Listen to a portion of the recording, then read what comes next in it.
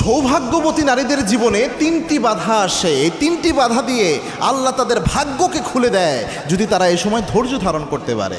গুরুত্বপূর্ণ বিষয়, বিশেষ করে যে বোনদের কাছে আমার মেসেজটা পৌঁছাচ্ছে, জেনে রাখা দরকার। তার মধ্যে এক নাম্বার হচ্ছে, যেই নারীরা জীবনে অনেক সময় অপবাদের শিকার হয়, চলতে ফিরতে অপবাদ আসতেছে জীবনে, এরকম যদি হয় বুঝতে পারবেন এই নারীর জীবনে কোনো ভালো কিছু থাকতে পারে যদি সে ধৈর্য ধারণ করতে পারে। কেননা রসুলের স্ত্রী শ্রেষ্ঠতম একজন রমণী আয়েশা রাদিয়াল্লাহু তাআলা আনহা, তার বিরুদ্ধে অপবাদ এসেছিল। অপবাদ এটা পৃথিবীর সমস্ত যত ভালো ভালো নারীরা ছিল ম্যাক্সিমামেদের জীবনে অপবাদ এসেছে।